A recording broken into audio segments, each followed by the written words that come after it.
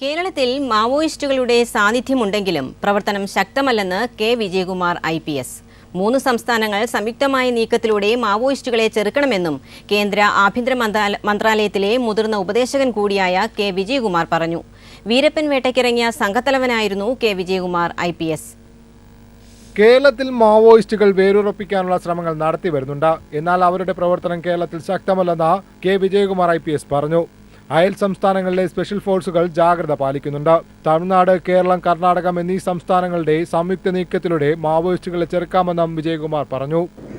കേരളത്തിൽ മാത്രമല്ല, കർണാടക ബോർഡറും ശരി, തമിഴ്നാട് ബോർഡറിലും എല്ലാം കൂടിയിട്ട്. പക്ഷേ തമിഴ്നാട് ഫോഴ്സസ് അവിടെ കുറച്ച് അലേർട്ടായിരിക്കുന്നുണ്ട്, കൂടല്ലൂരിലും ഊട്ടി ഏരിയയിലൊക്കെ. അപ്പോൾ ഇവിടെയും അവിടെ നല്ല സ്പെഷ്യൽ ഫോഴ്സ് ഉണ്ട്. ഇവിടെ കർണാടകത്തിലും സ്പെഷ്യൽ ഫോഴ്സ് ഉണ്ട്. ഈ സ്പെഷ്യൽ ഫോഴ്സ് 3 കൂടിയിട്ട് നല്ല കോർഡിനേറ്റ് ചെയ്യേണ്ടി വരും. പക്ഷേ എല്ലായിടത്തിലും അത് വയലൻസ് ആയിട്ട് എറപ്റ്റ് ആയിട്ടില്ല. മൈനർ ഇൻസിഡൻസ് തുടങ്ങിയിട്ടുണ്ട്. മാവോയിസ്റ്റുകളെ തടയാൻ സർക്കാർ പ്രചരണ പരിപാടികൾ ശക്തമാക്കണം. കേരളത്തിന്റെ സംവിധാനങ്ങൾ തൃപ്തികരമാണെന്നും വിജയകുമാർ പറഞ്ഞു. സിറ്റുവേഷൻ അത്ര മോശം ആയിട്ടില്ല. സ്ഥിതി വന്നിട്ട് കൺട്രോളിൽ കൊണ്ടുവരാൻ പറ്റും. അത്ര പബ്ലിക് വന്നിട്ട് നമ്മൾ ഗവൺമെൻറ് പ്രൊപ്പഗണ്ടയും ഗവൺമെൻറ്റിൻ്റെ ആക്ടിവിറ്റീസും ഗവൺമെൻറ്റിൻ്റെ പ്രോജക്ട്സും അതൊക്കെ ഇൻക്രീസ് ആകുമ്പോൾ, അവിടെ റീച്ച് അധികമാകുമ്പോൾ ഇനിയും ബെറ്റർ ആവും നമ്മൾ കണ്ടതിൽ വരും. അതുകൊണ്ട് ഇപ്പോൾ ഉള്ള സ്ഥിതി എന്താണെന്ന് വെച്ചാൽ അവർ പ്രൊപ്പഗണ്ട സ്റ്റേജിലാണ്. നമ്മളുടെ കൗണ്ടർ പ്രൊപ്പഗണ്ട സ്റ്റേജ് ഇംപ്രൂവ് ചെയ്യണം.